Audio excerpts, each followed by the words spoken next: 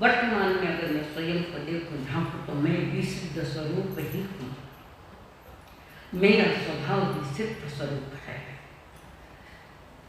हमारे जैसे वे भी जो सिद्ध हुए हैं, गतियों में गोता खाते खाते साधना करते करते आगे बढ़े और साधना का सिद्ध पद पा लिया है। मूल में देखो तो आप हम सभी सिद्ध स्वरूप हैं, पर हमारे में कर्मों का कचरा पड़ा है। वो कचरा निकल जाए तो हम भी सिद्ध बन सकते हैं। और हमारी औकात है, हमारी इतनी पात्रता है, हमारी जितनी योग्यता है, आज जितनी सिद्धों में योग्यता है, उतनी योग्यता मेरे भीतर में वर्तमान में भी है। पर हमने उस तरफ नजरिया नहीं डाला। हमने कभी इसका चिंतन नहीं किया कि मैं भी सिद्ध स्वरूप हूँ। परमात्मा का भी कोई अतीत होता है और पापी का भी कोई न कोई भविष्य होता है। हर पापी सदा पापी नहीं रहता, उसका भी एक उज्ज्वल भविष्य होता है। जैसे अर्जुन मानी प्रभुआ चोर, ये चोर साहूकार बन गए और साहूकार आज चोर बन गए। यही जीवन की विडंबना है। इस विडंबना का ज्ञान कराने वाले तीर्थंकर भी अंतिम तीर्थंकर जिन्होंने अपने जीवन का उत्तरार्ध कर 12.5 वर्ष की साधना का उपसंहार हो रहा है।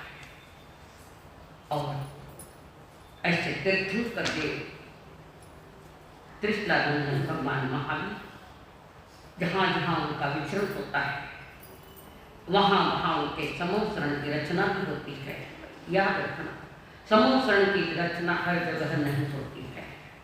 जहाँ मिथ्या अज्ञानी पापी हिंसक जीव है वहाँ वो देवता समूह शरण की रचना करते हैं। इसका कारण है देवता तीर्थंकरों से सर्वज्ञों से अत्यंत प्रभावित है। वो उनसे बहुत प्यार करते हैं। उनकी अपेक्षा भी उस देशना के साथ, उस वाणी के साथ अपना पूर्ण लगाव लगाते हुए एक चित्त होकर सुनते हैं। उन्हें प्रभु की वाणी बहुत मीठी लग रही है, मधुरी लग रही है। उन्हें पता है कि मैं देवभूमि में अभी हूँ तो मैं व्रत महाव्रत को नहीं ले सकता, पर कम से कम जिन देशना की प्रभावना तो कर सकता हूँ। तो जिन देशना की प्रभावना करते हुए तीर्थं करके जहाँ धर्म सभा है वहाँ कुबेर देव समूह शरण की रचना करते हैं। और उसके साथ देवता और उनकी प्रभावना करने के लिए 8 प्रतिहारों की भी रचना करते हैं। ये देवकृत है। ये पहले अरिहंत पद में जो 8 प्रतिहार ये है वो उनका गुण नहीं है। 12 में तो 4 ही गुण अरिहंत के है, बाकी सब पुण्योदय में मिले हुए 8 प्रतिहार्य जो बिल्कुल विशेष होते हैं, जिनकी अपनी विशेषताएं होती है। 8 प्रतिहार्य होती है। संसार की उत्कृष्ट से उत्कृष्ट चीजों का वहाँ आना, वहाँ होना, ये देवता की महिमा है, मनुष्य नहीं। पर मनुष्य की महिमा 8 प्रतिहारों के पीछे नहीं है। मनुष्य की महिमा कर्मों से मुक्त होने की है। ये तो बाह्य होता रहता, अनंत के बाद हुआ है, इसमें कोई खास विशेषता नहीं। तो जिन्होंने 8 प्रतिहारों की देवता ने जो की है रचना, उसमें आगे चल रहा है 6 नंबर का पुष्प वृष्टि। समूह शरण में आकाश से सुगंधित जल की, जो सुगंधित जल छिड़का जा रहा है, बूंदों से युक्त सुगंधित जल है। सचित नहीं है, अचित जल है। और 5 प्रकार के पुष्प वृष्टों की वर्षा है। वे भी अचित है, वे रत्नों के पुष्प और जिन सुगंध ही सुगंधा वे पुष्प सुखद है, मंदार है, सुमेल है, पारिजात है, अत्युत्तम है। ऐसे पुष्पों की वृष्टि होती है। कहीं आया इसका वर्णन? मंदार का ये पुष्पों का वर्णन कहीं आया है क्या? कौन बोले? मंदार सुंदर मेघ सुपारिजात संतानिकाली सुमुक्त वृष्टि भक्तामृत। जिन्होंने रचना की महंतुंगाचार्य ने वो अपने प्रभु की तारीफ करे, ऋषभदेव भगवान की भक्ति करे, स्तुति करे, अमर हो गई गाथाएं, भक्तामृत अमर। तो ऐसी पुष्प वृष्टि देवता करते हैं और उत्तम है, सुगंधित है, ऊर्ध्वमुखी दिव्य पुरुषों की बस। जैसे ये सीधा है तो सीधा भाग ऊपर रखते ताकि कोई कांटे उनको चुभे नहीं। तीर्थंकर देव को विचरण करते, कांटे सीधे हो तो उल्टे हो जाते हैं, फूल सीधे हो जाते हैं। ये महिमा उनके पुण्य की महिमा है। ये मोक्ष मार्ग का कारण नहीं है, तो ये मोक्ष मार्ग में सहयोगी है। मोक्ष मार्ग में कारण तो सम्यक दर्शन ज्ञान चारित है। तो देवता बड़े प्रेमी है तीर्थंकर के, ज्ञानियों के, धार्मिक लोगों के, उनकी वाहवाही करते। तो ये सी पुष्प वृष्टि दिव्य है और वो जहाँ भी जाए वहाँ पुष्प वृष्टियाँ होती जाती है। अगला है 7वां भामंडल। तीर्थंकर के मस्तक के पीछे, समझना है बोल, तीर्थंकरों के मस्तक के चारों प्रभु के शरीर को प्रकाशित करने वाला अति सुंदर, अति तेजस्वी, अनेक सूर्यों से भी ज्यादा तेजी से ऐसा भामंडल होता है। और उस भामंडल की बहुत बड़ी विशेषता है, इसकी तेजस्विता तीनों जगत के दीप्तिमान पदार्थों की द्युति का तिरस्कार करे। इतना तेजस्वी भामंडल होता है। और ये भामंडल की विशेषता है, जो इस भामंडल के उसमें छा जाता है, आ जाता है, उनकी प्रतिबिंब झलकता है। जिन जिन का भामंडल में जिन जिन का प्रतिबिंब झलकता है, उन्हें अतीत के 3 भव दिखाई देते हैं। पूर्व के, वर्तमान का 1 भव और भविष्य के 3 भव। इस प्रकार इस भामंडल में 7 भवों का ज्ञान मिलता है। 7 भवों की, वर्तमान तो ऑलरेडी सही है, 3 अतीत 3 भविष्य, ऐसे 7 भवों की जानकारी मिलते हैं। मैं पिछले भव में मैं कहाँ था और भविष्य में कहाँ जाऊंगा। ये भामंडल की विशेषता है। 7 भव्य आत्माएं और भव्य नहीं, सिर्फ भव्य आत्माएं भामंडल में ये देख सकती है। 64 चवर तीर्थंकरों के दोनों ओर सुसज्जित देवों द्वारा 64 चवर ढलते हैं। मंदिर में होता ना वो चवर, ऐसे इंद्र देवता 64 इंद्र वो चवर लेकर वहां खड़े थे। महावीर के लिए नहीं खड़े हैं, महावीर का ज्ञान दर्शन और चारित्र उसकी तरफ है। महावीर नाम दिया गया तो शरीर को दिया गया, आत्मा को कोई नाम नहीं, आत्मा नाम है। उनके साधना थे, उनके रत्नत्रय की आराधना जो परिपूर्णता पाई, तो वे देव उनके रत्नत्रय की बहुमान करते, सम्मान करके चवर ढूंढते हैं। ऐसा ये चवर, ये चवर उत्तम से उत्तम रत्नों से बनाया गया। कुबेर देवी कर रहा है सारा, और कई प्रकार के रत्न हैं। और दंड वाला जो कमल का दंड होता है, वो कमल नालों के सुंदर तंतु जैसे स्वच्छ उज्जवल और सुंदर आकार वाले हैं। 64 इंद्र चमर होते हैं। कीमती से कीमती ऊपर की चीजें सारे नीचे लेकर आए, स्वर्ग लोक से लेकर आए, ऊंची से ऊंची कीमती से कीमती चीजें क्यों लेकर आए? कीमती एक महान कीमत जिसने अपनी आत्मा की है, अपने आत्मा की बहुत अनंत कीमत की है, उनका बहुमान करने के लिए ये अंक प्रतिहार्य देवताओं के द्वारा चलते हैं। और ये लगभग 12 योजन तक चलते हैं। ये 12 योजन का जो समोसरण का है वो आदिनाथ भगवान का है। और आगे आगे जैसे एक तीर्थंकर आगे आगे होते जा रहे हैं, तो आधा योजन कम होता जाता है। जैसे पहले तीर्थंकर का 12 योजन का समोसरण था, 12 योजन तक आवाज जाती, तो उसके आगे वाले के लिए 11.5, पुनः 10, 9.5, ऐसा घटते घटते घटते भगवान महावीर जी के लिए 1 योजन बचा है, जहाँ पर समोसरण की रचना कर जिनकी वो दिव्य ध्वनि, देव दुंदुभियां जैसी दिव्य ध्वनियाँ 1 योजन तक आवाज जाती है। इसमें देवता भी थोड़ा सहयोग करते हैं। भगवान की वाणी दुरान को पहुँचा 34 अतिशय में इसका वर्णन है। और ये जो करते हैं देवता वाणी की विवरण केवल ज्ञान के बाद करते हैं, पहले नहीं करते, केवल ज्ञान के बाद करते हैं। ऐसी दिव्य ध्वनि जिनकी निकली, उस दिव्य ध्वनि के मालिक भगवान महावीर के बाद में जम्मू स्वामी पूछ रहे बनते, गुरुदेव कितने अप्रतिम, कितने उत्कृष्ट, कितने महान मेरे दादा गुरु थे, और मैं आपका शिष्य हूँ। सुधर्मा स्वामी के प्रथम शिष्य है जम्मू स्वामी, महान योगी है जम्मू स्वामी। एक रात में इतनी पत्नियों को समझाकर पटाकर संसार की विचित्रता दिखाकर स्वयं भी वैराग्य थे ऑलरेडी, और उसकी आवाज पति पत्नी की आवाज में प्रभुवा चोर ने वहां तो डाका डालने के लिए आए थे। डाका डालने के लिए प्रभा कर्ण शादी हुई है तो दहेज में बहुत मान आया, तो प्रभुआ समझता राज का जाना माना चोर, महान चोर, और वो वहां आया।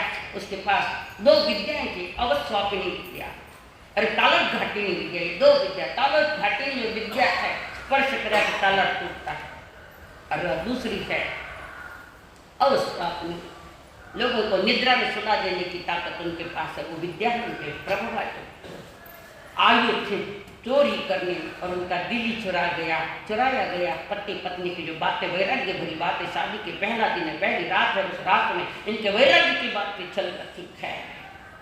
ये आश्रमों में संबर की चल रही स्थिति साधना, आश्रम का स्थान है, पाप का स्थान है, और पाप के स्थान पर वैराग्य की बातें करना इतना सरल नतीक है। और ये महान वैराग्य है जम्बू स्वामी, और जो अपने सुधर्मा स्वामी जी के पास आकर जिन्होंने संयम धारण किया, और संयम धारण के श्री सतगुरु के चरणों में बैठकर ज्ञानाभ्यास भी कर रहे। पर थोड़ी सी जिज्ञासा, गुरुदेव मैं तो आपके चरणों में मेरे दादा गुरु कैसे थे, मैं उनसे बहुत प्यार करता हूँ, दादा गुरु से भी, गुरु से भी ज़्यादा प्यार है मैं दादा गुरु से करता। आप तो करता, आपसे तो करते ही, पर आप मेरे महान गुरु को मुझे संसार से बाहर निकालने वाले थे।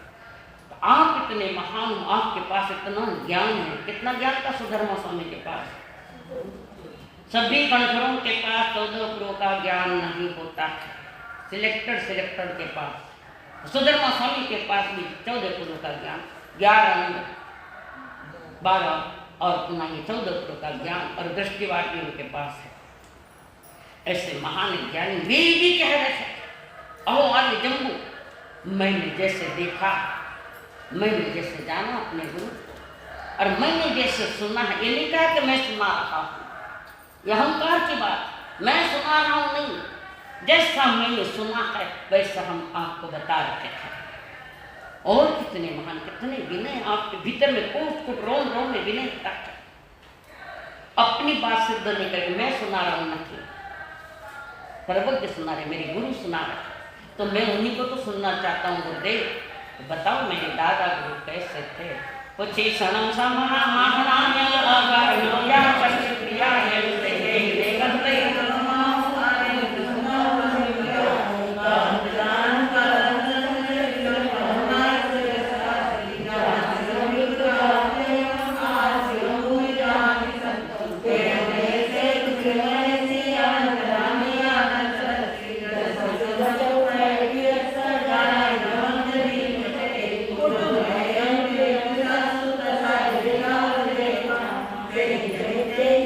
Thank you.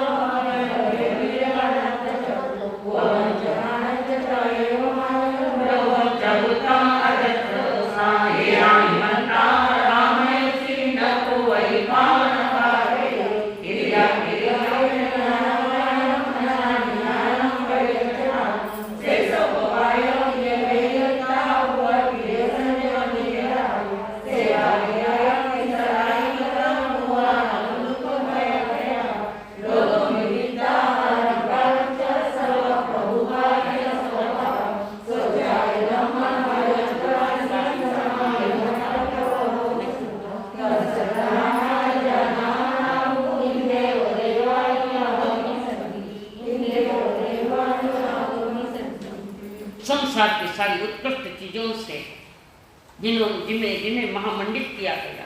ये सूत्रकृतांग सूत्र की गाथाएं, ये ओरिजिनल तो मूल भगवान की वर्णन, उनके मुख से निकले कारण 11 अंग आगम ठहरे। और भगवान महान सूत्रकृतांग सूत्र के 6 अध्याय में जो ये वर्णन किया है, उनके पूर्व जो तीर्थंकर हुए उनकी स्तुति में वे कहे गए हैं। पर स्वयं अपनी स्तुति तो नहीं कर सकते, और अपनी स्तुति करने वाला तो कुछ मिथ्यात्व होता है, घमंडी होता है, अहंकार। तो यहाँ पर जो स्तुति तीर्थंकर देव ने अनंत तीर्थंकरों के लिए की हो, वही स्तुति को उठा रहे सुधर्मा स्वामी अपने शिष्य जम्बू स्वामी को सुना रहे। अहो आर्य जम्बू, यह जो सुमेरु पर्वत है,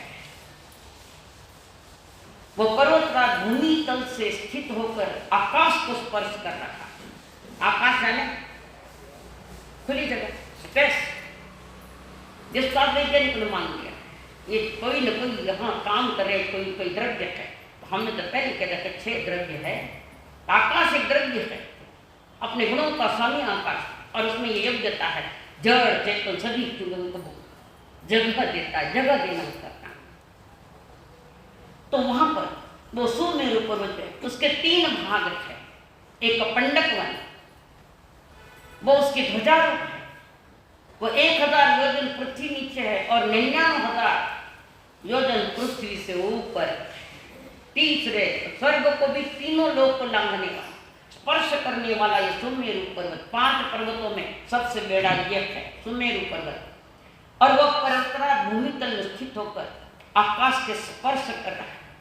सूर्य आदि जिसकी प्रदक्षिणा करते हैं, सुमेरु पर्वत के चारों तरफ ये चांद सूरज प्रदक्षिणा करते, तारा ग्रह नक्षत्र सभी प्रदक्षिण करते हैं। जिस दिशा में सूर्य है उस दिशा में उस स्थान पर दिन होता है, और जहाँ रात है चांदनी है, उस समय चंद्र जिस स्थान पर है अंधेरा हो जाता है।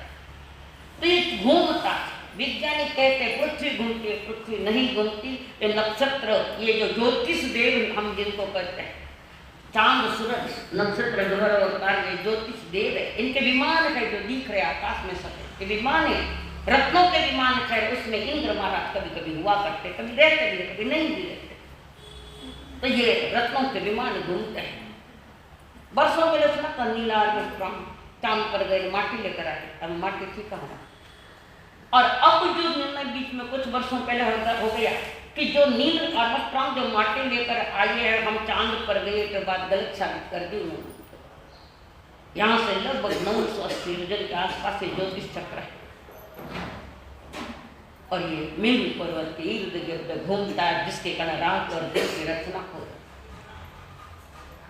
और इसी पर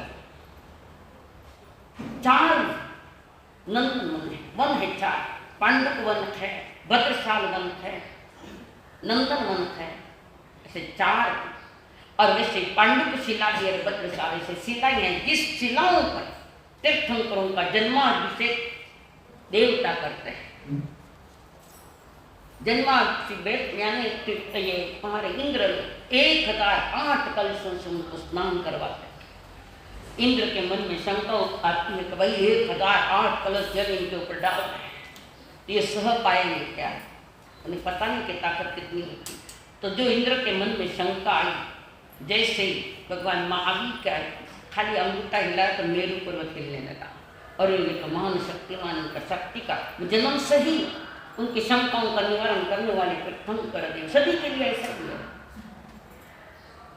और फिर जन्माभिषेक होने के बाद वहाँ 56 दीपों की वेद करती है। तो ऐसे ये वन मेरु पर्वत पर है। उस पर्वतों पर जो तीर्थंकरों का अभिषेक होता है, वो वन में होता है। 4 प्रकार के जो वन है। यह पर्वत जो है सुमेरु पर्वत शब्दों से गुंजायमान है, ध्वनियां निकलते चारों गुंजायमान। सोने के चमकीले वन से सुशोभित हो रहा है सुमेरु पर्वत।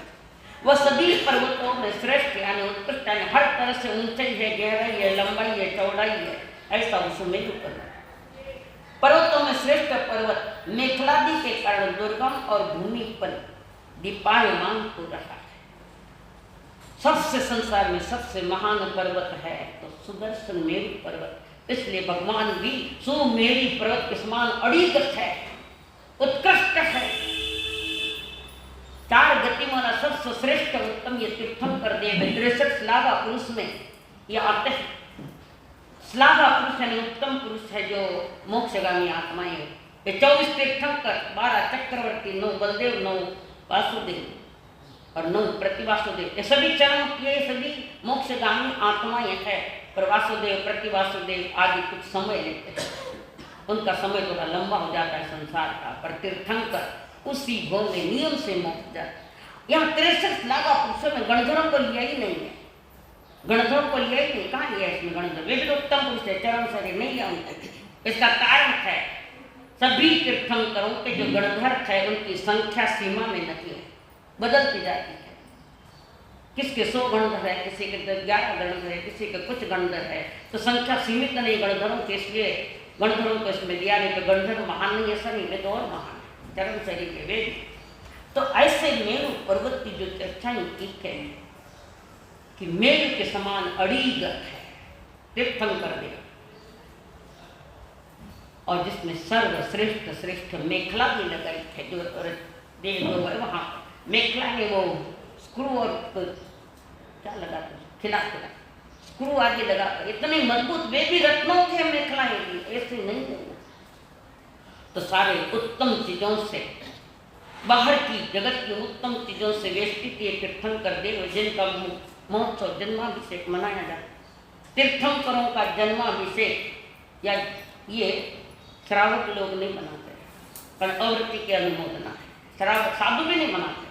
जहाँ जन्माभिषेक चल रहा है, जन्म कल्याण चल रहा है, तो जन्म कल्याण के जो कार्यक्रम चलते हैं तो वहाँ पर साधु नहीं जाते। कारण अवृत्ति की अनुमोदना। भगवान महावीर की वृत्ति कहाँ हो, महावृत्ति कहाँ हो गई, अवृत्ति की अनुमोदना। इसलिए मैं बार बार कहकर साधु संतों का भी जन्म जयंती मत मनाओ, अवृत्ति की अनुमोदना है, पाप के भागी होंगे आप। ये सारी जो कमियां, वो कमियां निकले बिना शुद्ध वितराग मार्ग या सही वितराग मार्ग समझ में नहीं आता है। लोग इसके पीछे पड़े, मत मनाओ जन्म जयंती। साधु मनाते दीक्षा कल्याण, केवल ज्ञान कल्याण पर निर्वाण कल्याण के 3 कल्याण मुनिराज मनाते हैं। दीक्षा कल्याण के लिए सिर्फ जन्म कल्याण उसमें शामिल नहीं होते थे। मुनिराज, पंच महाव्रतधारी मुनिराज उसमें शामिल नहीं होते, कारण वो जन्म है, अवृत्ति है, व्रति कहाँ है, तो व्रति मुनि महाराज, इसलिए नहीं मनाते। इस प्रकार संसार की जो श्रेष्ठ से श्रेष्ठ चीजें थी उनके उपमाएं दी गई है। और सुधर्मा स्वामी अपने जम्मू स्वामी को बता रहे, और ये बताते बताते उन्होंने धारा प्रवाहित कर दिया। चालू उत्तराधीन सूत्र चित्त संगुज्जम नामम तेरह अर्जुन जाई पराजय कुल काशीनियान तो हस्तिनपुरम की पुरने भवन तो वन पहुमगुमाओ कंपिले संभव चित्त पुर जाओ पुर में अपने पुजनताल में चढ़ुई कुलम में अरे तुम सोना को यो एक कंपिले में से जैसा आपने तेलवा किताब है ना, किताब है ना आपके ना। हाँ, कितनी गाथा? तीसरी गाथा नंबर 3 अध्याय 13 कंपिलंगे नाही समावेश चित्त संभव या सुख दुःख झाले आपण संक्रांती ते एकमेकच तत्वाचे मेलो कोंबळे तुम्हा एक बाहेर पुरा मायनम किंवा मायनम अबे आशिनो बाहेर दे अन्न मन बसा रुका अन्न मन मरता अन्न मन ये क्षण दासा दसने पासी निया कलिंगरे लगे इंसा क्या पाए न थे सुवाग काशी भूमि है देवाय दे लोगने काशी हमें दिया ईमान चक्के जाए अन्न मन जाए ना कमानियान बड़ा मेरा कैसे निश्चित किया कैसे फले लागे निको मुवा गया सत्य सोय सोय पगा घड़ा कम्मा मय पूरा खड़ा त्याज्य परी पुण्यामी पुण्यामो पिंड चित्त निदेशिता सबम सुचिन सकल नारायण कड़ा न कमान न मोखति अथे कामे योक्तनि आय मम कुलत्व गुण फलोवे जानस समय महानुभाव महे देव गुण फलोवे चित्त जाने तने राय कभी दुनित तस्त व्यक्त हुआ महा पूर्वा गणत हुआ कहान होया न समझे गंगी पुनशिला गुणोवे या इहम जनन्ते समनोई जाओ उच्चये मो सके गंगे पवे या अवसर एवं विहम चित्त चित्ता चित्ता धनकुमय पसाय बनने अंचल बनोवे नठेली वाये नारी बनाई परिवार तो गुंजाई बुगाई इमाई दुख नंबरो यही को जाओ दुखम तंपो निहर तेरा नयानुराग नना यो काम गणेशु दितम धम्मस्य तस्वा ज्ञान के चित्तो यमं वयं वयं उदाहरिता सममेलम यं दितम दा समं नखं जवलं यं सगे आदरना सगे कमद्वा बाला चिरामेश जाबना वरिसो नसन्ना अंततम सो काम गणेशराय वित्त कामं पवदनं जंबितन किलो गुणेरयानं नयं गजाई कर्णाननं लोकवा गजाई दुरतुमोग्यानं जय नयस्न वयं सवजनस्य वेसा नावस्य सुवाग निवेशनेषु दिशे जाई उपाव्याय मुखं सुवाग निवेशनेषु सबसलोकस दुखं त्रिता यंत कुमाई कुरेकराय तो दानिसराय महानुभाव मय दियपुण्य फलोवेयो तेत बुगाय असासाय आदान हेय अभिनिकमाय यह दिवे राय असासायनि धनियंतु गुणाय अपोवमान से सोये मत मोहवनीय धम अकाउंट परमिलोय रेशियो निंगाय मुक्त नरमे अंतकाले न तस्माय व्यवहाय कालं तमसरां भवन्ति न सुख दुःखं भवन विवर्ति नाय न नित्यवगान ज्ञानबंध एक स्वयं पचन होईत दुःखं कर्तान्य अंधाय कमन चित्तात वंच टोकंच कृतं धनंगन धनक रगम सकम देव असपय परम मन सुंदर पावगंबा तम एकंतच शरीरंसे ती वैंकहीं पावगेनं कचाय कटाय नायोगा नायन न अंसंकवंति वनि जयतिका मोक्तमाय वन्नं जरामरे नरसराय पंचालय वनसनाय कामाकाशि कमाय महात्रयाय अहं पिजानन जहयसा उद्दम में तुमं सास लोकमे होगा इमे संग कराहवंति जे दुर्जया अद्य हमारे से अतिनपुरे स्तातुमंत वयमये काम भोगिले विचनम तिथुनम ज्ञान स्वं करम तस्मे अपरिकं तस एवं व्यायं एयसं फलं जानमान वजन काम भोगिसंगच्यो नाग जहात्मक चलावसन्न दक्षं फलं मादि समहितीरम एवं वयं काम गुणसिद्धिद्धा बुद्धिद्धा न विक्रमक मनुवयाम अचे कालो तरजनाय न याय भोगा पुरुषानिचा पुरेति भोगा पुरेन्द्र पुरी संचयन्ति ब्रह्मं जला जहाकिन फलं पत्नी जय कंसी भोगे जय सत्व अन्याय कमाई करही राय मेघ्यो सव प्रयाण कंपी ओतो वैसियो नद्यो ओवेवी नतस्य भोगे तेण बुद्धि निर्देशु आरंभ परिकयसु ममंतो इत्यु कुपलाव कच्छाम राय आमन्त्योसि पंचालय विरमदंतो साव सपस्स वर्णनकाम अनुत्तरे विने काम भोगे अनुत्तरेषु नरको इति चित्तो कामे निरन्तकाम उदक चालित तो महेशि अनंतरम संयम पालयता अनंतरम सिद्धि गयंगो तेरम अध्ययन समस्तम सिद्धि। इस अध्ययन में परमात्मा ने संसार के जो भोग है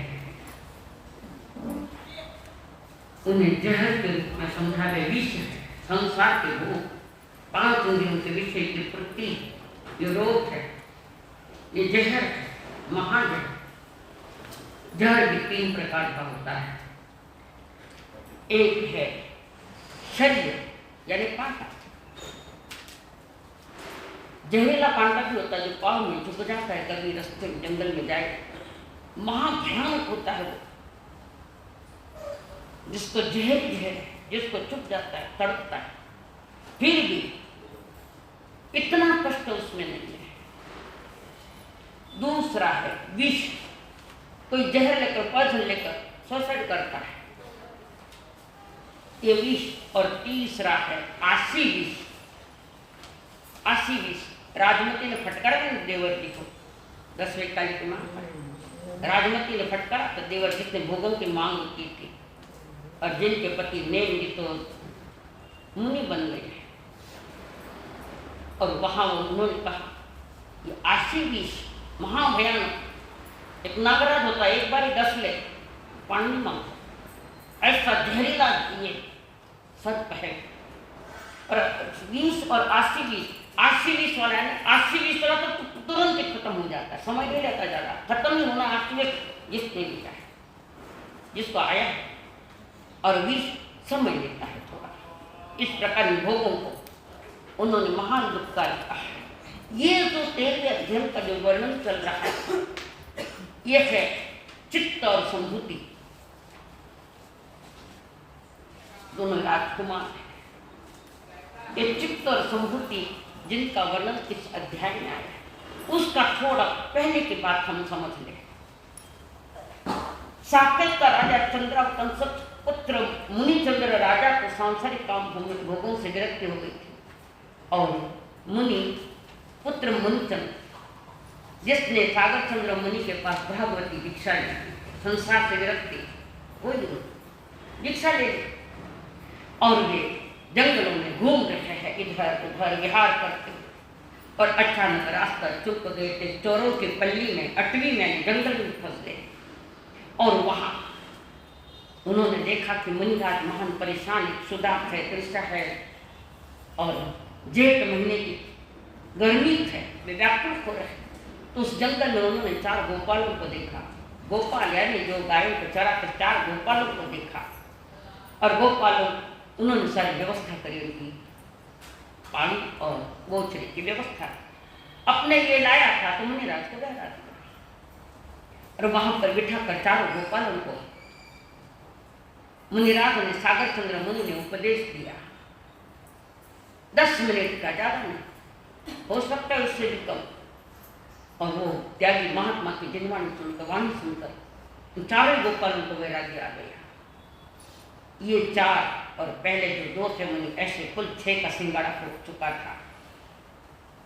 पर ये 4 गोपाल जो, इसमें 2 गोपाल थोड़े जुगुप्सा वाले थे, जुगुप्सा यानी ईर्ष्या, घृणा करने वाले थे। वे मुनि तो बन गए, पर मन की घृणा, वो मलिन वस्त्र मुनिराजों के देखकर घृणा गई नहीं उनके, और वो घृणा न जाने के कारण जुगुप्सा के संस्कार लेकर वो 2 मुनि भी देवलोक में गए, पर हीन देवलोक में गए। बाकी 4 के 4 भी आयुष्य पूरा करके देवलोक में। और उसके बाद वे दोनों दशपुर में शांडिल्य ब्राह्मण की दासी यशोमती की कुक्षी से उन्होंने जन्म लिया, और दोनों ट्विंस जन्मे, युगल दोनों ही जन्मे। और एक बार दोनों भाई जो ब्राह्मणी के पुत्र है, यशोमती के जो पुत्र है, एक बार दोनों भाई जंगल में गए कुछ कारणवश, और दोनों भाई रात में वृक्ष के नीचे सो रखे। एक नागराज आया, उसने भाई को डस लिया, ऑन द स्पॉट खत्म हो गया भाई। और दूसरे भाई को जैसे नींद जागी तो देखा भाई मरा हो रहा, उसको जो इसने ये नंस कर लग गया, महान सर्प ने डंक कर दिया, मर गया। उस सर्प को मारने के लिए निकले हैं दूसरे भाई, काफी दूर दूर जाते, जैसे नागराज ने देख लिया कि मुझे मारने के लिए आया, तो वो झाड़ी धमकाड़ों में छुपा हुआ, जैसे वो वहां आए और उनको डंक मार दिया। दोनों भाई वहां से, वो भाई दूसरा भाई भी आयुष्य पूरा करके वहां से उस योनि से निकलकर कालिंदर पर्वत पर हिरणी के रूप में जन्म लिया। भवगिनो हिरणी के रूप में जन्म लिया, मां के उदर से। वो भी युगल रूप आए, हिरणी की कोख से 2 बच्चे पैदा हुए, युगल रूप से उत्पन्न हुए। एक बार दोनों हिरण चल रहे थे, अचानक शिकारी आया, और शिकारी ने उन दोनों को मार डाला, एक बार से दोनों के खत्म कर। वहां से आयुष्य पूरा करके वे मृत गंगा नदी के किनारे राजहंस के रूप में जन्म लिया, और जल में क्रीड़ा कर रहे राजहंस। एक दिन वो दोनों ही घूम रहे थे, राजहंस जल में। एक मछुरे ने उनको दोनों को देखा, राजहंसों को, और मछुरे ने पकड़कर मार डाल दिया। वहां से वे दोनों हंस बनकर वाराणसी के अति समृद्ध एवं चांडालों के अधिपति भूतदत्त, जो चांडाल था, उनके दोनों ने जन्म लिया, जिनका नाम रखा गया चित्त और संभूति, उनका नाम रखा गया। और उसके बाद दोनों भाइयों में अपार प्रेम है, चित्त संभूति। उस समय वाराणसी के तत्कालीन राजा शंकर और उनका मंत्री नमुची वो मंत्री था। राजा ने किसी भयंकर अपराध के कारण नमुची प्रधान को फांसी की सजा सुना दी, और वो भूतदत्त जो चांडाल था, जो फांसी देने वाला होता है, उस नमुची प्राण गिड़गिड़ा रहा है उनके सामने, भूतदत्त चांडाल के सामने। कब किसके सामने झुकना पड़ेगा कह नहीं सकते, अपने आप को ज़्यादा महान मत मानो। और वे चांडाल पर कह रहे मुझे दया करो, मुझे बचा लो, मैं माफ़ी चाहता हूँ, मेरी गलती हो गई है। भूतदत्त ने कहा एक शर्त पर छोड़ो मैं तो, कि मेरे जो 2 बच्चे हैं चित्त संभूति, उनको सारा ज्ञान देना पड़ेगा आपको, गुरु बनकर उनको ज्ञान दो। नमुची ने स्वीकार कर लिया और वो नमुची को भूतदत्त ने अपने घर में छिपा दिया और दोनों बच्चों को अध्ययन करा रहे हैं। पुरुषोचित 72 कला का अध्ययन चल रहा है, सिखा रहे हैं। अब वही खाना, वही रहना, वही सोना, बच्चों को पढ़ाना। इस बीच भूतदत्त की पत्नी और नमुची के अफेयर हो गया, प्रेम हो गया। और इसकी जानकारी भूतदत्त के ज्ञान में आ गई। उन्होंने एक बार देख ही लिया दोनों को और कहा अब तुझे जीवित बनने छोड़ो, मैं तुम्हें मार डालूंगा, कारण मैंने तुम्हें सहारा दिया, शर्मा दिया, तुमने मेरे पत्नी के साथ क्रूर कर्म कर रहे हो। बड़ा गुस्सा है। तब दोनों बच्चे कहते हैं पिताश्री जी हमारे गुरु है, गुरु की हत्या नहीं की जाती, हमारे कहने से इनको छोड़ दो। बच्चों के कहने से उसको छोड़ भी दिया गया और वो वहां से निकला। कला उनके पास थी, दोनों बच्चों के पास, और सारी कलाओं में वे प्रवीण हो गए थे। फिर वहां से जो दोनों चांडाल पुत्र जो चित्त और संभूति है, जिनके पास नृत्य कला थी, संगीत कला थी, अत्यंत प्रवीण थे, उनका रूप और लावण्य आकर्षक था। एक बार वाराणसी में कुमुद महोत्सव चल रहा है, सारे नगरी के लोग, राज्य के लोग वहां आकर एंजॉय करते हैं। महोत्सव जैसे कल मनाए तुम्हारे यहाँ नीचे, छोटे रूप में, पर आनंद में नहीं था वो भी, तो वो बड़े पैमाने में था। नगरी के बाहर वो कुमुद महोत्सव मनाया जा रहा, और ये दोनों भाई वहां आए अपनी कला दिखाने के लिए। और योगायुग नमुची को जो छोड़ा था वो इसी नगरी में है, और लाखों के जन्म में दिन में कुमुद महोत्सव मनाया जा रहा है। और ये दोनों भाई चित्त संभूति वहां अपनी कला दिखाने के लिए आए हैं, कला दिखा रहे हैं, बड़े संगीत कला के पूर्णता पायक हुए। और नमुची को जैसे ही पता लग गया कि वही आए, अगर मेरी जानकारी यहाँ के राजा को मिल गई तो मेरे को मार डालेंगे। और सारी मेले में देखा तो नमुची लोगों ने, वहाँ के लोगों, नमुची ने ब्राह्मणों को कहा, ब्राह्मण लोगों ने राजाओं को कहा, कैसे 2 चांडाल पुत्र आए और हम ब्राह्मण लोग, वहाँ उन्होंने छुआछूत नहीं माना, छूताछूत चल रहा है, आज नहीं चलता, वो सजा है उसको, किसी छूताछूत किया, हल्की भाषा बोली किसी को, जैसे भंगी थे, ढेर थे, शूद्र थे, उनके साथ गलत व्यवहार नहीं किया जा सकता आपको। कारण भगवान महावीर ने कहा मानव जाति एक है, एगा मनुष्य जाति। तो वे वहां पर चुगली वालों ने चुगली कर दिया। चुगली करने के साथ राजा ने उनको निकाल दिया, वहां से रवाना कर दिया, और ये सारा काम नमुची का था। फिर वे दोनों वहां से निकले,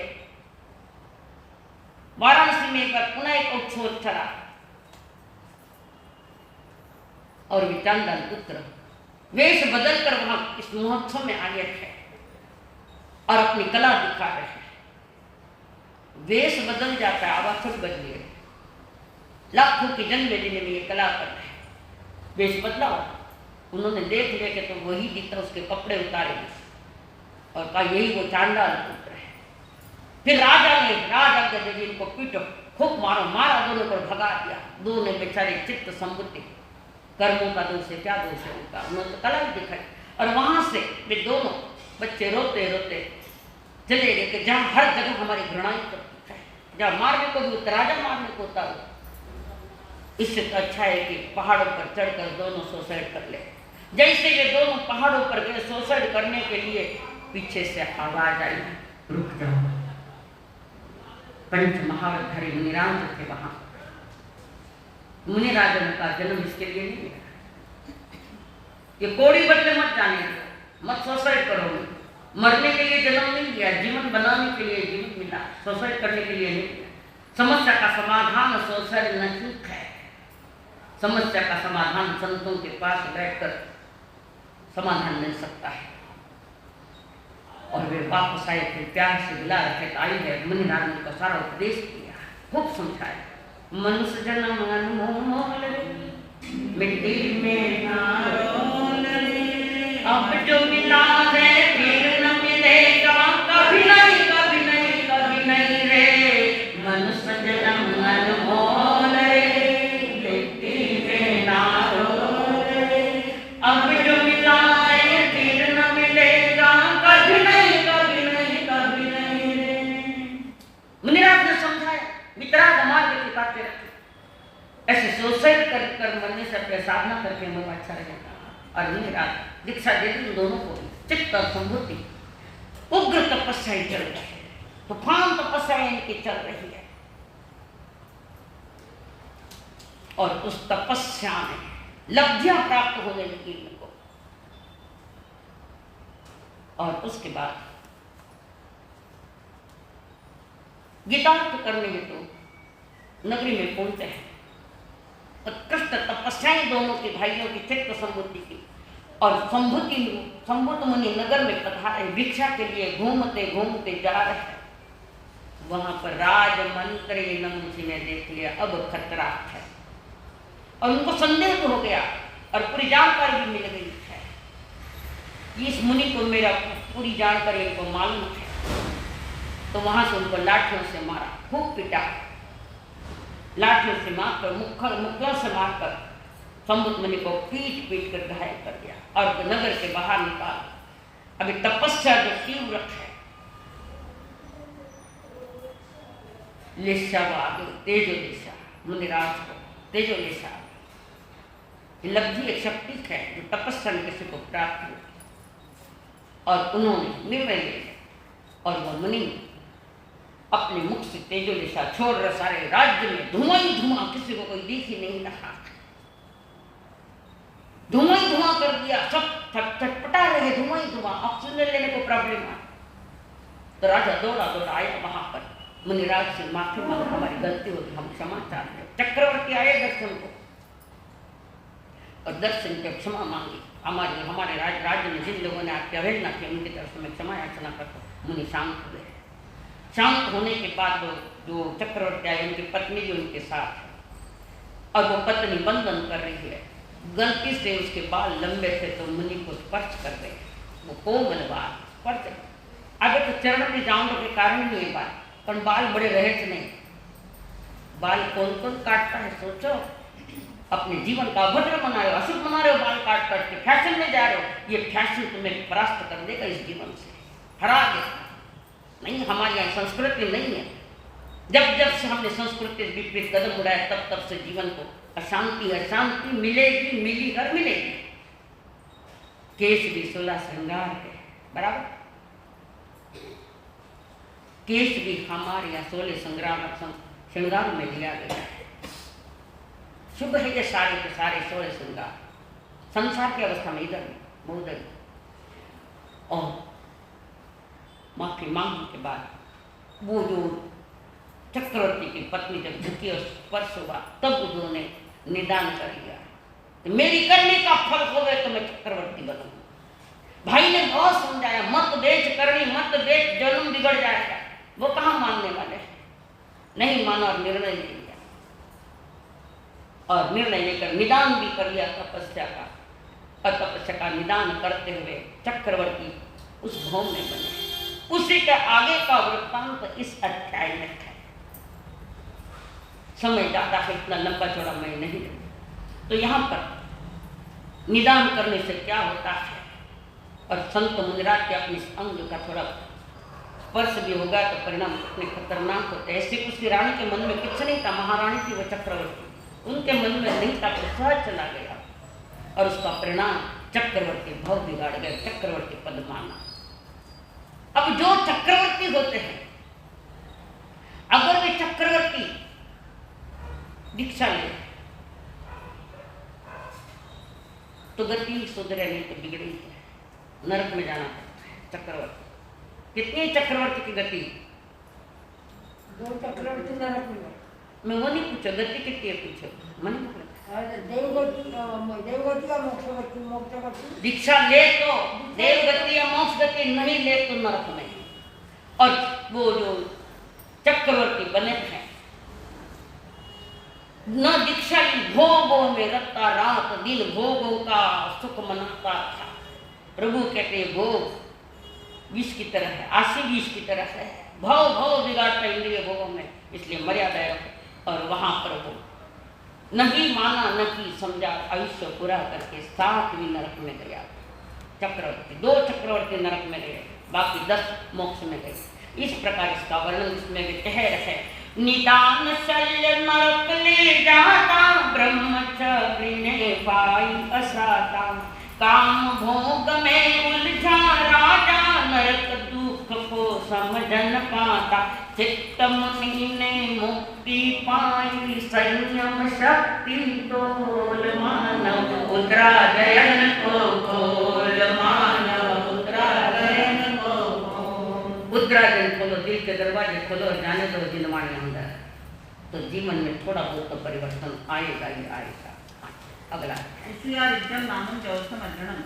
देवा भवितान पूरे भव में के किया एक विमानम अस्ति। पूरे पुराने उषियार नामे खाए समिते सूर्यलोक गम्य में सकम शेषेण पुराकयन कुले से दग्गे सूर्य प्रत्येक सूर्या निवीन संसार भय जहाय दिन मक्कम शरण को अन्ना उमतमागम कुमार देवी पुरा योतस दशाय पति विशाल पित्ते तरेशियार राय देवी कमला भैया जाई जरा मस्ते भया विभूया वही विभारा निवर्तिता संसार चक्र विमुख नट्टा दक्षिण ते काम बनेले रहता पूरे गुप्तका ध्वनि महानस सकम शिलस पुरोहि अस्त सरिति पोरा नियम सत्य जाईंचा तहा रुचिनं तव संयमंचा ते काम भोगेश असज्जमाना मानस ऐसे ये जावी जे आवी दिवा मुखाभिकंखी अभिजाय सटा तातम वागम इमंगवा उदाव असासयन दटुनो इमंगे विहारम बहु अंतरायन नय देहमाउ तमा ग्रंथना रैंदवामो आमतयस जामो तेरसामो मन दायगो तत मोनो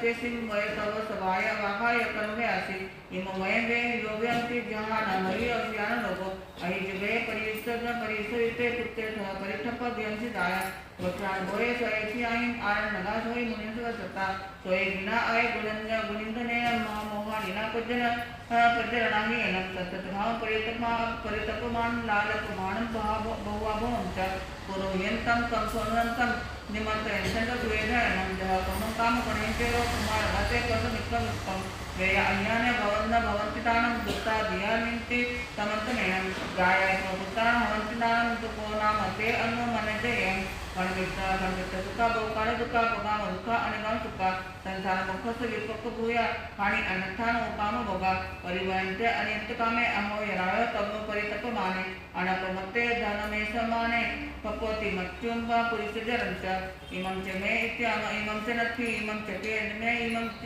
इति च इमं अकिचं तम्ने एवमेव लालकमानो हरा हरन्ति कामं धनं पभूय सहजा इत्यायं शरणा सतः काम गुणपगाम तम कहे तपई जस लोगो न सव साहीन में है तुपम गाड़े किन तम दुराही गाड़े शरण नगा काम गुणी तेव समना भविष्य भविष्यम गुणवधारी बहि महाराज अभिगमत विक्रम जाय अग्नि अन्य असंतो फिरे भयम तिल तिलेसु एने जाय शरीर सत्ता समुचे नाश नासे नाव चित्ते नो इंदि गिरजा अमत भाव वे वयं अजत हेम येने नियस बंध संसार हेम च वयं च बंधम जहाँ वयं धम्म अजानमाना पाम पुआ कमं काशी मोहा और अभिमाना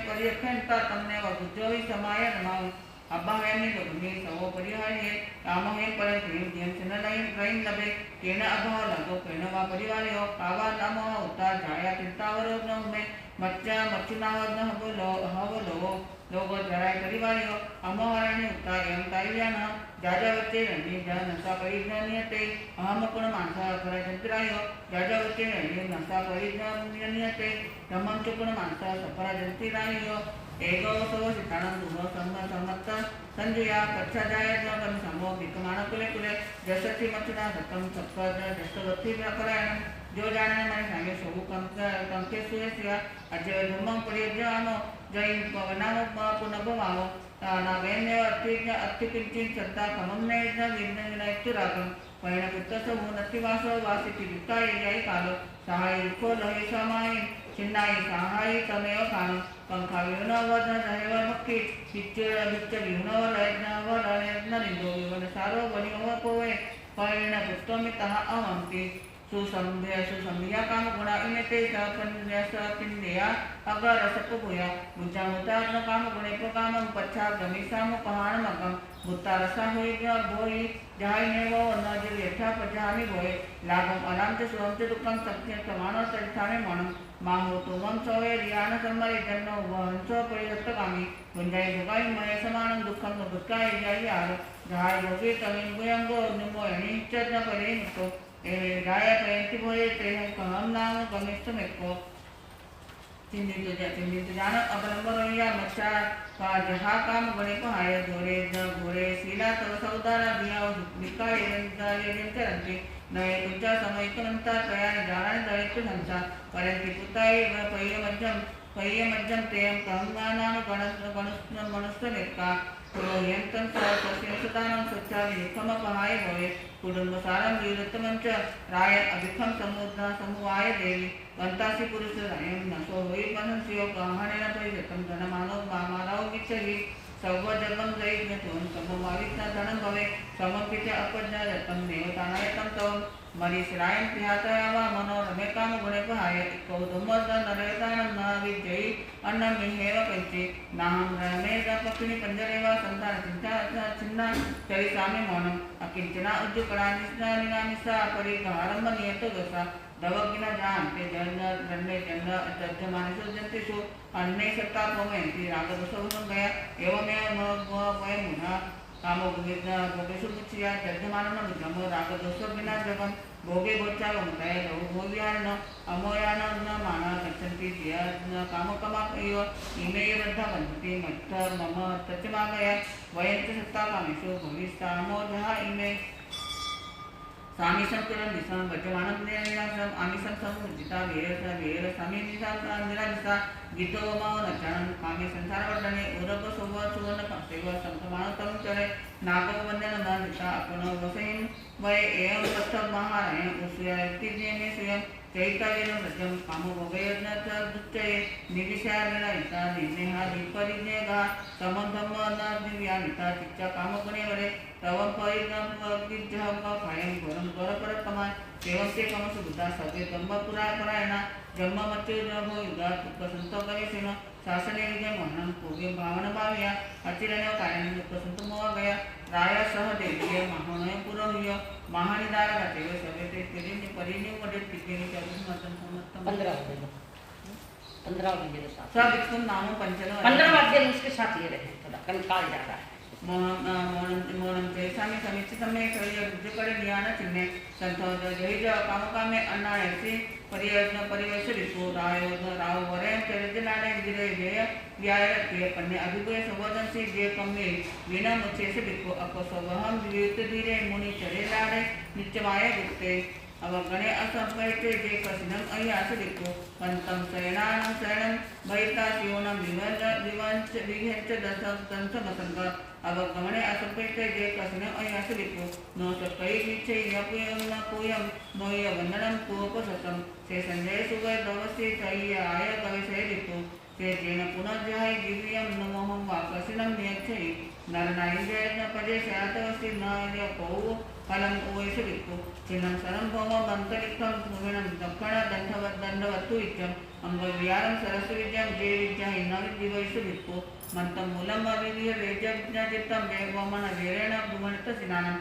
आवरेशनं ते अतिकिचं च तं परिणाय परिवेश दिक्को सत्यगण उग्राय पुत्ता महान भूय विवाह विविहाय सिप्यं नौते सिंहय पूजन सिलगपुयं न तं परिणाय परिवेश दिक्को गिहिनो वेद्य पव येन दित्ता अप येन संतोहं विद्या तेसिं इह लोय परिता जो संतोहं न करेश दिक्को शयनासन पानभोयनं विवें खायं सायं परेंसि अदय परि सैन्यंचे जे तत्थ न पव स्वैस दिक्को तं किंचि महानं पानगं विवें खायं सायं परेंसि रतं ज्योतं तेविहेन नानुकंपेन मनवय कायसु संवनस दिक्को आयनगं च जवदनं च चियं सोविर जवद जगं च नो हृदय पिंडम रेंजिरसंतु उपन्नो कराई परियसरिको तथा विद्या भवन्ति नो एक दिवा मांसा तातिरिचा दे दिमा भय बेर व्यापुराला सोचाना विविध्य विहित जयसरिको वादमियम सनिचलो ये सही है सकेना केया नु बेय नो कोवी अपा कने अभिगय नवदंसी ओ सत्य अवे हे रेसरिको असि पजीवी अगे अनित्य जीव हे सौ इपमुते अनुकसाई लव उपभक्ति चिच्चा विहम एक चरेस विकुति प्रेमी सविकुम नाम पंचनम वचन सम्मतम।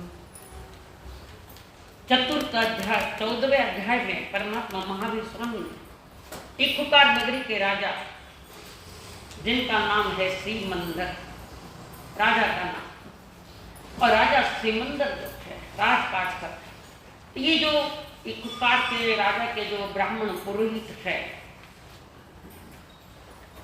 दशा भार्या और ब्राह्मण भृगु पुरोहित जिनकी पत्नी,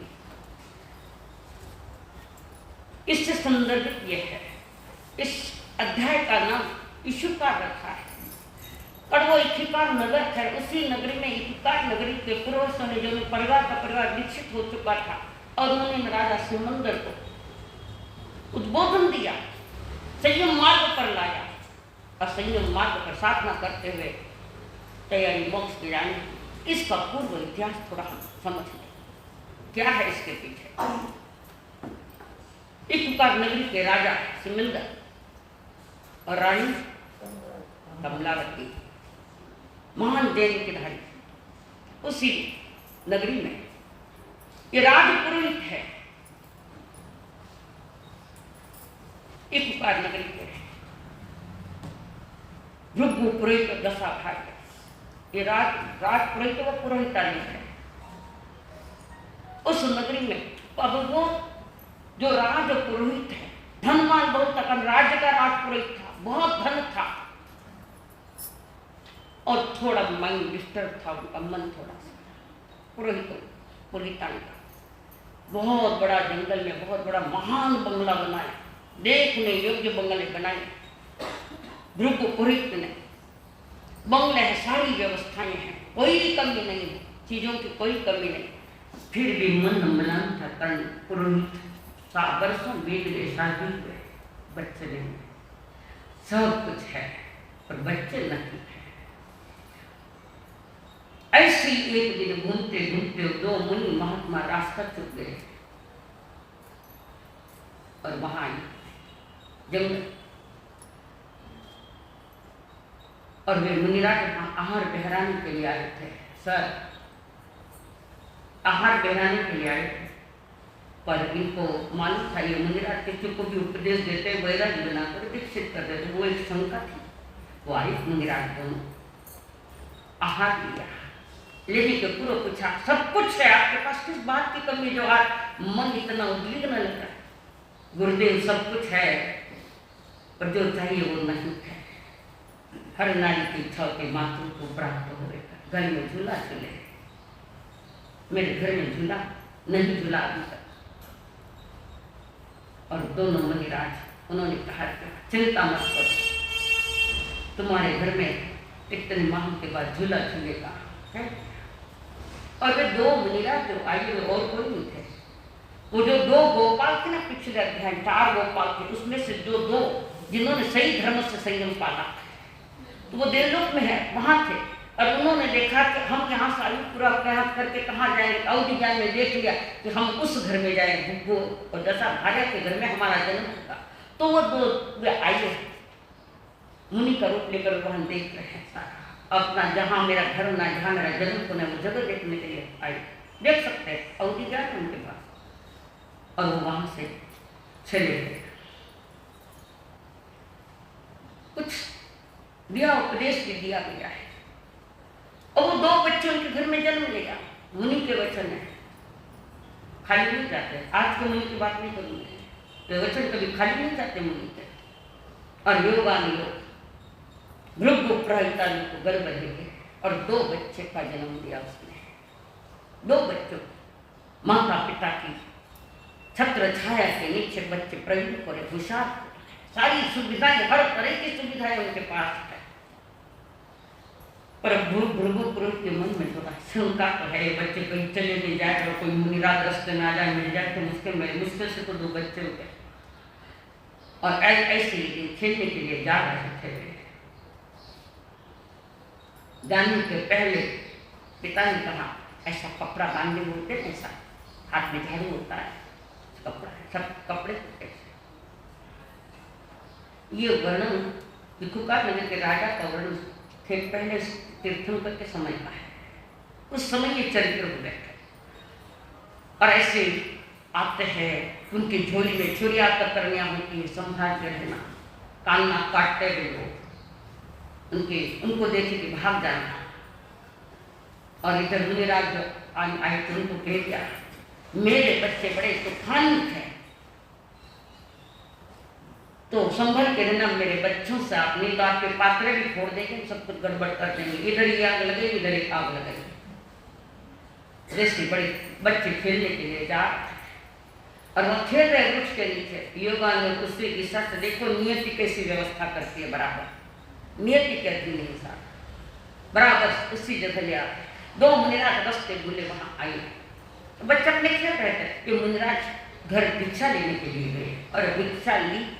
उनको कहा, पुरोहित को कहा आप क्या क्या बाहर रूम में कमरे में हम भोजन करें, चले जाए। नहीं नहीं नहीं मेरे बच्चे बड़े तूफानी, तुम चले जाओ। कंडर का बच्चा है, को उद्बोधन लग गया तो मुश्किल। आज भी अपने स्वार्थ के लिए कैसी छोटी छोटी बातें करते संतों को लेकर। और दोनों मुनि आज्ञा लेने से निकले, चलो किसी वृक्ष से नीचे बैठे। उस दिशा में जाकर बच्चों ने देख लिया कि आ गए, तो बच्चों ने देखते डर के मारे झाड़ पर दोनों बच्चे चढ़ गए, दोनों बच्चे झाड़ पर। और उसी वृक्ष के नीचे ये दोनों मुनिराज प्रतिलेप ना करें, जमीन साफ सुथरी करे, जीव रहित की वहां जाकर आहार पात्र झोली खोली पात्र को बच्चे ऊपर से देख रहे हैं। भैया देखो ये तो अपने घर के गोछड़ी, अपने घर से हाथ आया इन्होंने। माँ कैसे कहती थी कि झोली में छुरिया कतरनियाँ हो गए, उनसे दूर रहना। और झोली में तो ये निकला, आहार थे, पानी थे, भोजन थे, और माँ ने इसे कैसे कह दिया। बच्चों को क्या मालूम, बच्चे बचपन है उनका, समझ में नहीं आता। अब तो बूढ़ों को भी समझ में नहीं आता, तो बच्चों की बात ही क्या करूं। और दोनों बच्चे ऊपर से उड़ी मार और मुनिराज को लग गया आ गए तूफानी बच्चे, उन्होंने झोली समेट ली। बच्चे बैठे, आप बहुत अच्छे लगते हो बंदे, आपके भोजन में हमारे घर का भोजन है। हमारी माँ तो कहते कि झोली में छुरियाँ कतरनियाँ होती है। नहीं बेटा ये गलत कहा गया है, हम अहिंसा के पुजारी हैं। और दोनों बच्चे बैठे, मुनिराज ने देख लिया काली खेत डालो बीज, खेती काली है तो बीज डालो वैराग्य। और बच्चों ने क्या बोलते, हमको भी कुछ समझाओ ना, आप बहुत अच्छे लग रहे, हम क्या साथ आए कुछ सुनाओ। और मुनिराज ने 5 मिनट में वैराग्य की बात रखी।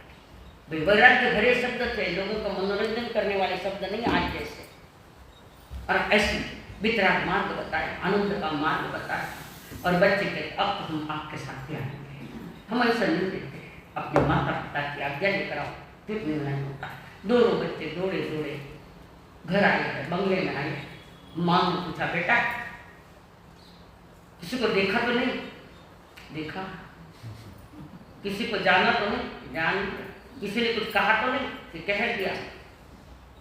आपने स्वीकार तो नहीं किया? कर लिया। आज्ञा दो।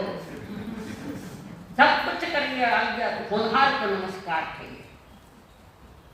विचित्र है कर्मों का कौन, कोई सत्कर्म में जाता है, कोई दुष्कर्म में जाता है। सजा सामने आएगी तब पाठ, तब मजा। रोते रोते भी नहीं छूटेंगे।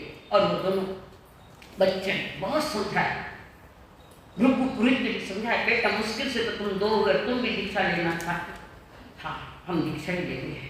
जन्म इसीलिए हुआ है करा हमारा ये मनुष्य जन्म। आपको जन्म फिर वास्तव में नहीं मालूम, शायद व्रत लेने के लिए हुआ होगा,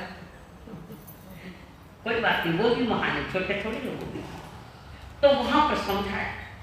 फिर माँ कहती है अपने पति को, राजा भृगु पुरोहित को, जब मैं हमारे बच्चे जाए, हम तो घर में बैठे हैं, मैं भी जा रही हूँ, तो तुम भी जाए तो मैं क्या करूँ, झूठ खाना होगा ये बंगला को, मैं भी चलता हूँ। 4 प्राणी निकल पड़े राग मार के।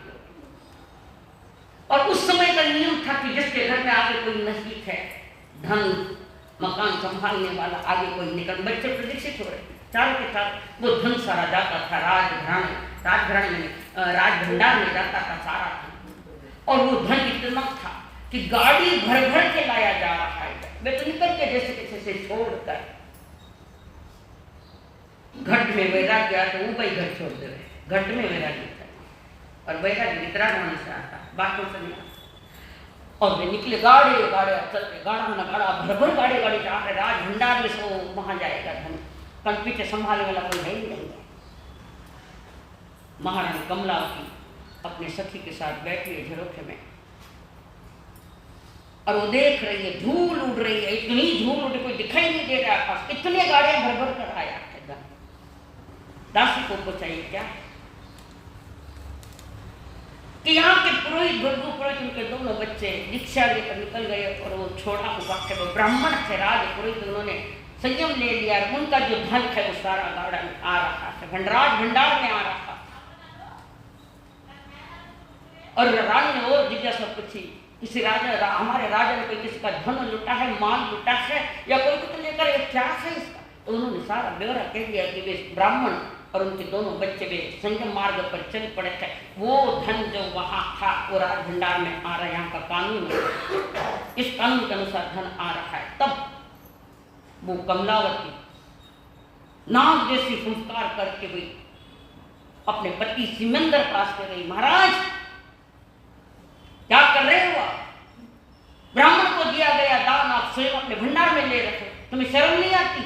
वाह ये धर्म पत्नी, ये धर्म पत्नी, तुम्हें शर्म नहीं आई?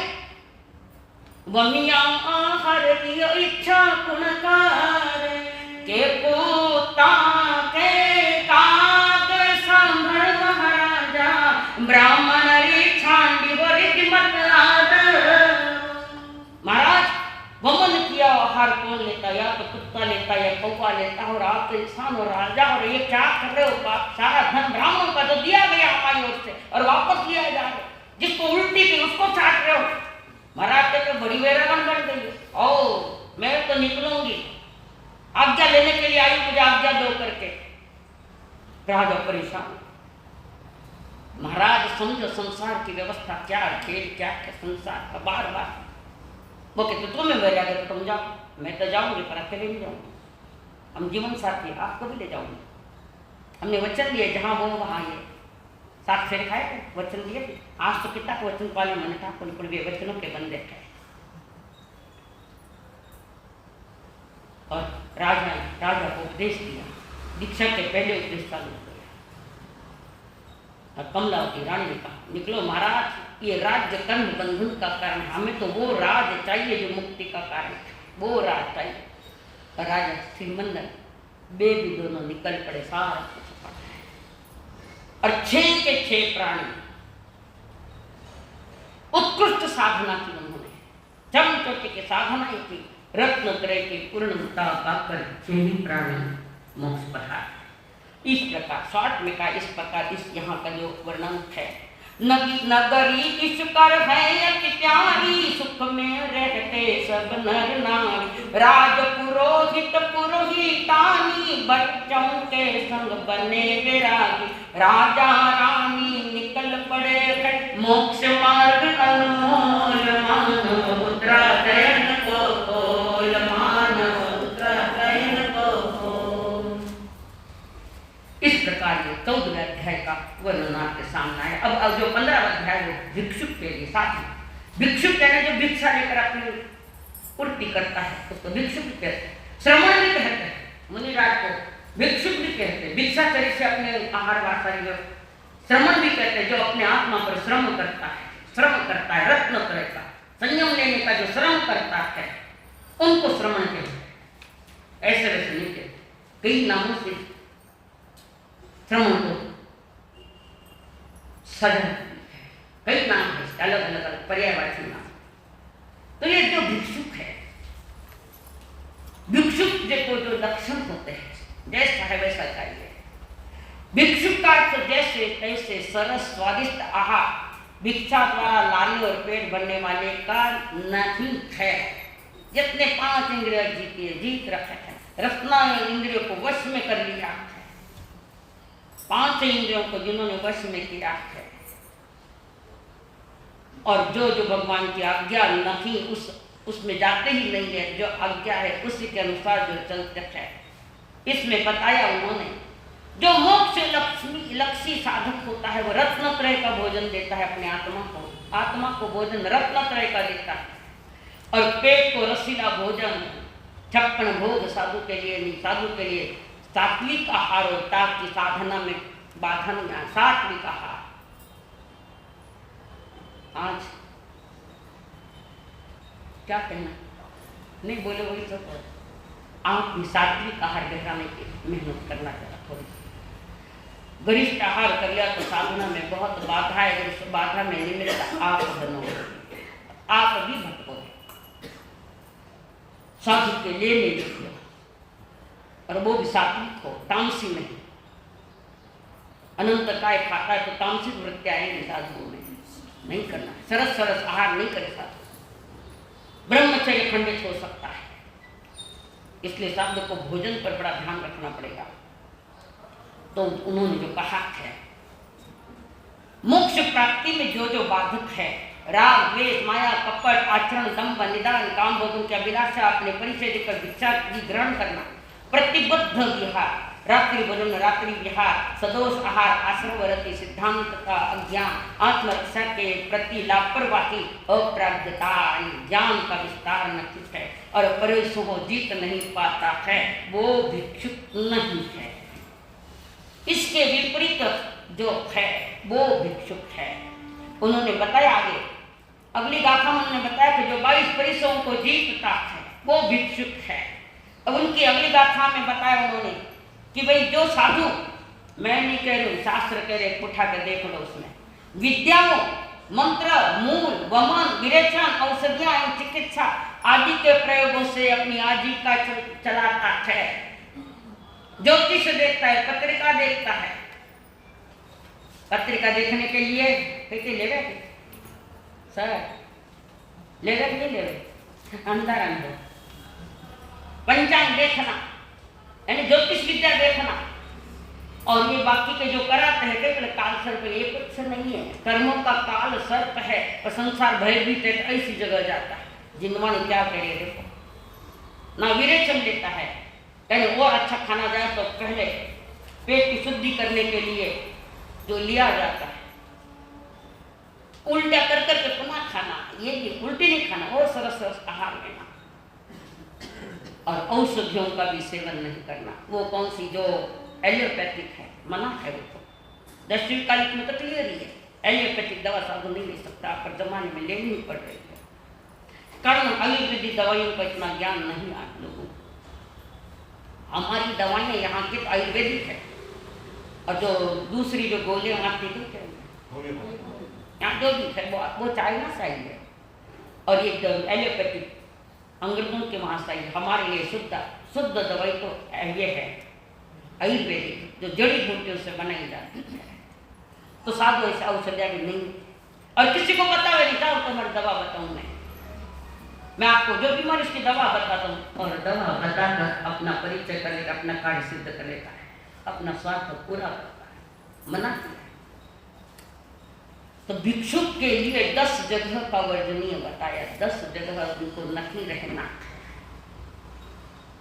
कि भाई जो अपने संयमी जीवन के जहाँ तक जो बात है वो ठीक बात है। बाकी 9 वार्ड को ब्रह्मचर्य आदि जी को दिए, 9 वार्ड और एक बात है। तो भिक्षुक वहाँ रहता है जहाँ आपकी परिचय हो गया, वहाँ नहीं रहता, ना परिचय देकर अपना उल्लू सीधा करता है, वहाँ भी मुनि को नहीं, वो काम नहीं करना है मुनिराज को।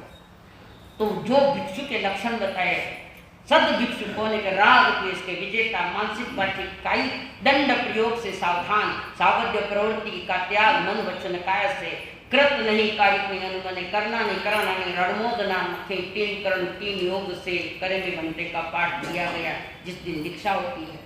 आपके यहाँ दुव्यम क्यों बोलते हैं, हमारे लिए तिव्यम करना कराना अनुमोदना, न मन से न वचन से काया से। इस प्रकार साधु के लिए इतने बंधन रखे हैं, याद रखना कुछ बंधन मुक्ति के कारण है।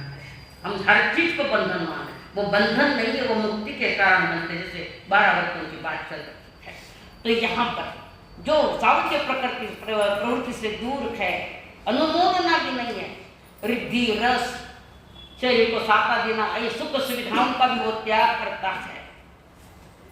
गौरव से दूर रहता है, कोई तुम्हारी तारीफ करे तो उनसे दूर रहना चाहिए। साधु को कर्म फौरन अहंकार आ जाता है, अहंकार आया कर्म बंधन, कर्म मुक्त होने के लिए गए और कर दिया कर्म बंधन का कारण सारा। ऐसे जो स्थान है वो वर्जनीय है। 10 असमाधि स्थान है जिसका वर्णन 14वें अध्याय में किया। 10 प्रकार के समाधि स्थान है, उसको समझो, उसको जानो। उत्तम भिक्षु के लक्षण बताए, समिति गुप्त से खुद को बचाए। प्रभु आज्ञा को ना ठुकराने, पर ही सबों को दूर हटाए। पंच प्रमाद से दूर रखते, आत्म का रस घोल। मानव उत्तरायण को खोल, मानव उत्तरायण को खोल। ऐसा भिक्षुक होता है सही भिक्षु। सब भिक्षु यानी सम्यक भिक्षु, और सम्यक भूखो वो होता है जिसके पास सम्यक दर्शन सम्यक ज्ञान है, वो सही भिक्षुक है, वही सही श्रमण है। बाकी मोक्ष मार्ग के कोई नहीं। इसकी चर्चा इस अध्याय में 15वें अध्याय में परमात्मा ने करी के प्रभु की आज्ञा का पालन करो। जीवन के आभूषण है, ये आत्मा के आभूषण है व्रत और महाव्रत और साथ में रत्नत्रय। किताबें निकाल में आगे चल रही हूँ। 16 नंबर टिक मारते जाओ अपनी इच्छा अनुसार, किसी को कोई प्रेशर नहीं है। पर जो गलत है उसको तो कम से कम जो सहज नहीं पाल सकते उन पर भी टिक मारो। कुआं, बावड़ी, धर्मशाला, प्याऊ, अस्पताल अथवा कमरे अपने अपने नाम से कितने बनवाना है। कोई प्याऊ लगा दे, ठंडा जल जगह हमारे राजू ने लगाया यहाँ पे ठंडा पेयजल जो मशीन लगा वो है। अपने नाम की कितनी कुएं, कितनी बावड़ियाँ, कितनी धर्मशालाएं, कितने कमरे पर मैं अपना नाम तुम्हारी इच्छा से। हो सके तो जो धर्म के लिए जो कमरा है हॉस्पिटल के लिए उसको थोड़ा ज्यादा रख लेना, बाकी आपका विषय है। समझ में जाओ जी, वर्ष मठीन है, जिस हिसाब से आपको टिक मारना है मार दो। 17 नंबर बंजर खेत लेना और बेचना। जो खेत है बंजर है, बड़ी है जिस पर अनाज नहीं ना, वो बता नहीं कुछ बड़ी है, उसको लेना, तोड़ना, फोड़ना, उस बंजर जगह जमीन को तोड़ तोड़ कर उसके प्लांट करना 6 काया का हिंसा का पाप है उसमें। तो आप लोगों को क्या करना है, क्या बंजर खेत लेना है और बेचने का कार्य करना है, क्या नहीं करना है तो लगा दो जाओ जी। और जिनको थोड़ा लोभ है तो कम से कम 12 महीने को लगा दो। 18 कंपल्सरी कर दो जाओ जी। हिंसक पशुओं को जलाना नहीं, भले हिंसक है वो तो अपना बचाव के लिए हम पर आक्रमण कर रहा है, कारण मनुष्य आज किसको नहीं मार रहा है सामने। वे प्राणी अपने बचाव के लिए हम पर वार करते, बिना कारण वे किसी पर वार नहीं करते। याद रखो तुम्हारी सतियां जो जंगल में कहीं थे उनको बाहर निकाले, कोई कर्मों ने वहां भटका दिया है, तो वे पशु पक्षी सारे जहरीले भी उनके पास हुआ करते थे। आज भी है ऐसे कि जिनसे मनुष्य प्रेम करता है, खुखार प्राणी भी उसका प्रेमी बन जाता है। हर प्राणी अपना जीव बचाना चाहता है, हम अगर वार करें तो हम पर वार करें। तो हिंसक पशुओं को जलाना नहीं। वर्ष भर में व्यापारार्थ नींव सहित मकान, यानी पूरा डिमोलिश कर दिया है मकान और पुनः बांध रहे, नींव सहित बांध रखे थे। तो कितने मकान नींव सहित बांधने के लिए आपको कितना रखना है अपने नाम से, पूरे के पूरे का सबके जवाब नहीं, अपने अपने नाम से कितने मकान रखना है। या फिर कुछ मकान बनवाते हैं, बेचते हैं, जो प्लॉटिंग का काम कर कंस्ट्रक्शन लाइन में गए है, यहाँ भी होंगे कंस्ट्रक्शन लाइन में, थोड़ी मर्यादा कर लो। 6 गायों का हिस्सा है, सारा पाप हो रहा है, या तो मर्यादा कर लो कि साल भर में मैं इतने प्लॉट बनाऊंगा, इतने ये फ्लैट बनाऊंगा, मर्यादा करो, सारा बोझ तुम्हारे सिर पर नहीं आएगा। हाँ, कितने दिन के लिए जाओ जी, धर्म और महीना। 20 खेती में और कुछ कारणवश अगर नहीं तुम्हें लगाना पड़े तो आगार है तो कितने रखना है। जैसे हमने अभी खेती में बावड़े 1 2 जो कुछ रखी, जिसके पास खेती है वो कम पड़ रही है, तो आगार के हिसाब से आपको कुछ रखना है। 2 बावड़िया 3 बावड़िया, अच्छे जो तो 100 बावड़िया रखो, मन मर्यादा है। आनंद श्रावक के पास कितना धन था? 4 तो गोकुल थे, 10-10 हजार। कितनी जमीन थी, कितने बैल थे। हमारे पास उतनी राख भी नहीं है, उतनी उनके पास होते हुए श्रावक के लिए कारण बाउंड्री मार दी, मर्यादा रख ली। और जीवन मर्यादा से शोभा देता है। प्रतिदिन आगे, प्रतिदिन स्वयं के घर के लिए कितना पानी प्रतिदिन के हिसाब से लग दो। 100 लीटर रखो, 50 लीटर रखो, जो चाहे उतना रखो, बिना पानी गिराना नहीं। असंख्या जीवन का घमासान है। आपको जितना रखना है 100 लीटर रखो, क्योंकि जितना लगता है तो थोड़ा 5-10 ज्यादा ही रखो। ये नहीं कि कम रखो, आपको जितना उचित लगे अपने घर के हिसाब से। सामूहिक परिवार है तो ज्यादा ही लगता है पानी, आप तो रखो पानी। प्रतिदिन कपड़े धोने तथा धुलवाने के लिए पानी सब इसमें ले लो। बीमारी का कारण मुसाफिरी, पहले थोड़ा सा ज्यादा रख लो। आपको जितना लगे चाहे रखो, 100 लीटर रखो, 200 लीटर रखो, 500। पर बाद में जो 14 नियम आते हैं उसमें डाइवर्ट करना है इसको, रोज के स्त्री को। नल शावर के नीचे स्नान करना, स्विमिंग पूल टैंक में प्रतिदिन। गर्मियों के दिनों में बहुत सकता है स्विमिंग पूल में नहाने जाते हैं, लेडीज भी जाते हैं। शावर बाथरूम में होता है, फुल छोड़ के नहा रहा है। या तो मर्यादा कर सको, महीने में मैं 1-2 बार करूंगा या नहीं करूंगा, ये अपनी इच्छा के अनुसार है। स्विमिंग टैंक में जाते हो तो साल में कितनी बार स्विमिंग टैंक में जाना है उसका निर्णय आप करो। और कोई कहता है मैं रोज जाऊंगा, तो 30 दिन के 30 रख लो, मना कौन करे।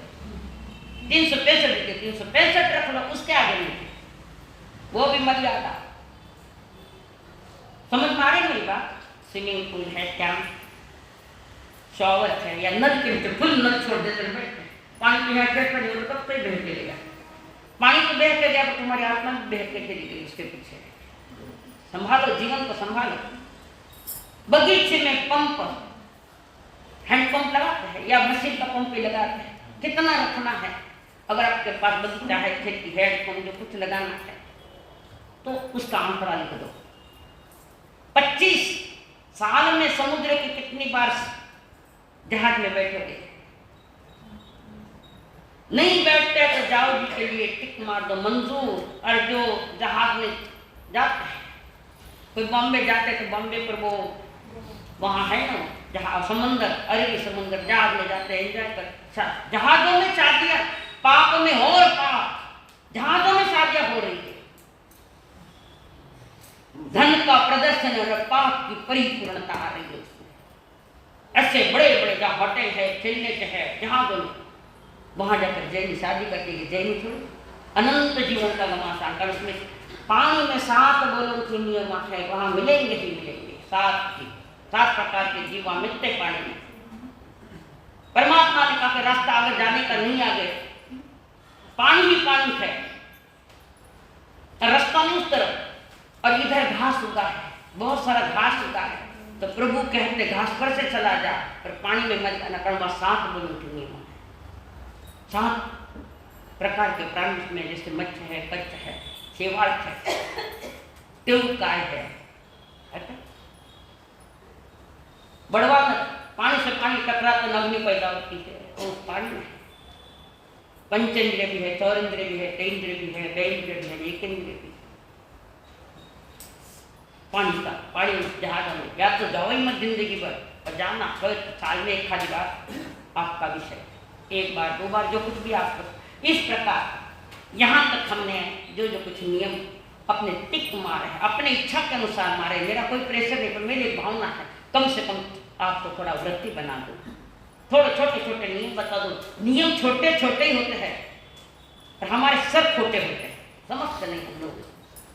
ये प्रभु फरमा रहा है कि थोड़ा जीवन को मर्यादा में लो, मर्यादा से बाहर मत जाओ, मर्यादा के बाउंड्री पर खड़े रहो। संकल्प